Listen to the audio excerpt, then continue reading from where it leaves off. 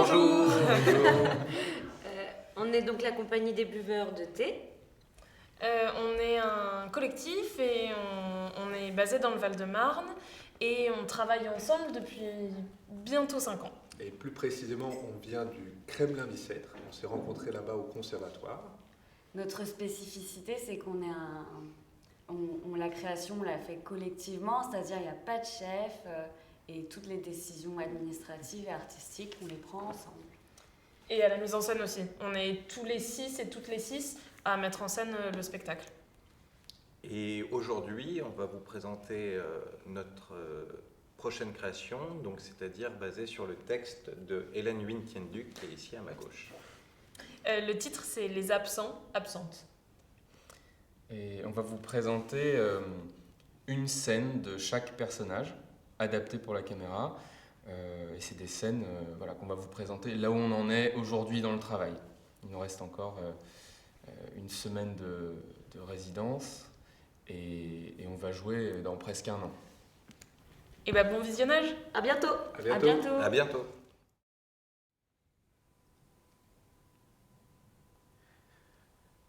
Elena, je pars. Je pars. Je pars cette nuit. Un avion m'attend et je vais le prendre.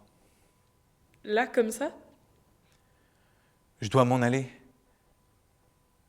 C'était de la folie de revenir après si longtemps. Ça ne servait à rien, juste à ruiner les choses. À quoi ça servait? J'aurais dû ne jamais revenir, Elena. Je suis désolé.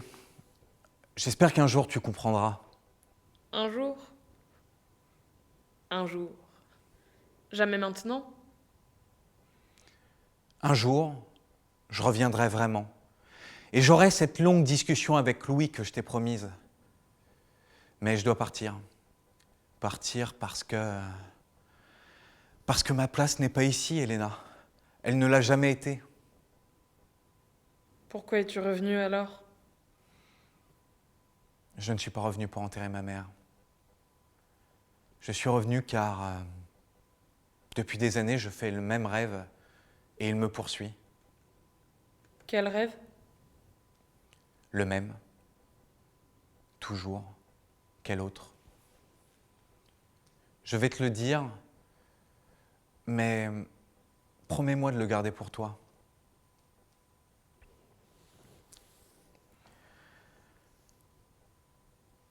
Voilà. Dans mon rêve, j'ai 5 ans, à peu près. Ou 6. Ou 2. Bref, peu importe. Parfois, ça change. Je suis un peu plus grand. Mais on s'en fout. Dans mon rêve, ce qui ne change pas, c'est que je suis pétrifié dans mon lit. Je ne peux pas bouger comme si j'attendais quelque chose, quelqu'un. J'entends le pas de ma mère qui monte l'escalier et elle monte. Et je veux m'enfuir, mais je ne peux pas. Elle ouvre la porte et après,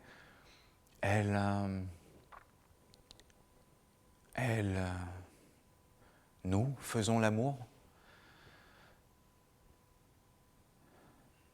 Je fais le même rêve depuis des années, Elena. Je n'en dors plus. Et je crois que j'ai compris quelque chose de terrible ce soir. Quelque chose de terrible mais définitif. Qu'est-ce que tu as compris? J'ai cherché l'explication, la métaphore, la symbolique, pendant toutes ces années. Mais c'était tellement bête, tellement simple, si bête que je ne pouvais y croire. De quoi tu parles? C'était des souvenirs, tout bêtement. Toutes ces années, c'était des souvenirs que les rêves m'offraient. Ils me présentaient la vérité pure, crue. Je l'ai fui pendant tellement longtemps, je n'avais pas les codes pour la déchiffrer. Mais il n'y avait rien à déchiffrer, c'était là, tout bêtement. Ça a toujours été là. Tu es sûr?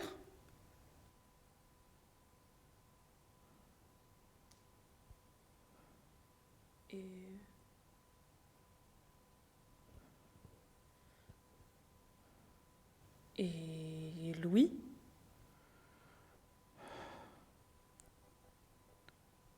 Louis n'a jamais été touché physiquement par ma mère. Ne comprends-tu pas, Elena? J'ai voulu le sauver. Je ne suis pas un meurtrier, j'ai poussé ma mère pour l'empêcher de nous faire du mal. Et j'ai pu partir l'esprit tranquille, sachant qu'elle ne pourrait pas le toucher. Quel naïf j'ai été. Quel saligaud naïf. Elle a violé son âme. Et je l'ai laissé faire. Qu'est-ce qu'il faut faire maintenant? Qu'est-ce qu'il faut faire? Il faut vivre. Je veux vivre. Je n'accepterai que rien ne se mette entre la vie et moi. Je me découvre un appétit féroce pour la vie. Je veux... Tu dois y aller? J'ai encore 3 minutes. Qu'est-ce qu'il y a à la télé en ce moment? Probablement un documentaire sur les hérissons. Eh bien, j'aimerais beaucoup regarder 3 minutes d'un documentaire sur les hérissons. Si ça te dit, Elena. Allume le poste alors. 3 minutes. Allez.